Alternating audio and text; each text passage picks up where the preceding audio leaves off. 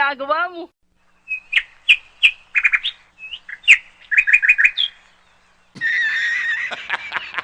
You serious? Magandang araw mga kabisdak. Update ko po kayo sa ating mga tanim. Ito po yung mga pechay. Yan. Ito pa pechay din yan. Ito. Yan. Pechay lahat yan. Tapos ito yung mga sibuyas. Yan, sibuyas yan. Yan. Sibuyas. Ito bell pepper. Tapos ito naman yung mga bulaklak.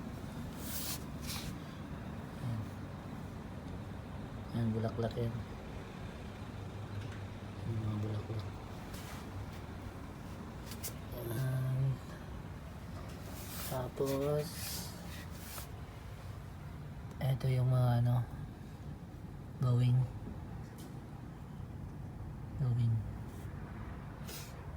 So ito, di ko alam kung anong halaman to. Basta lang yan tumubo dyan. Pati yan. Tapos pinaka natin yung ating kamatis. Yan o.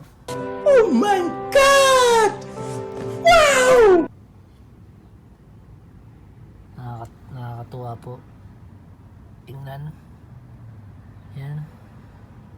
Tumubo na po yung ating mga kamatis. Ito po yung main na natin. Kasi dito sa Japan walang mga hilaw na kamatis na binibenta sa mga supermarket. Puro puro hinog. Mas masarap kasi yung yung hilaw. Lagay sa sausawan. Kinilaw.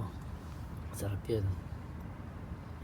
Kaya naisipan namin magtanim ng kamatis.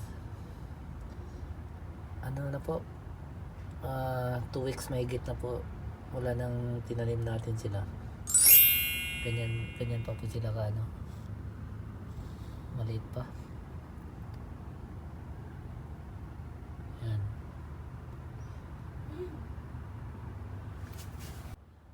Pagka uwi po namin galing trabaho, diretso agad ako dito sa mga tanim. Tinitingnan ko kung lumalaki na ba sila.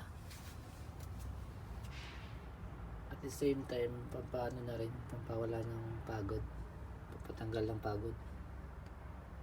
Kasi iba yung tuwa pag nakikita mo yung mga tanim mo lumalaki na.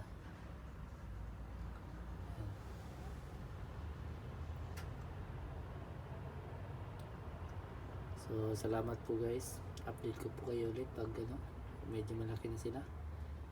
At yung pagta-transplant namin sa mga pechay na to, update ko po kayo.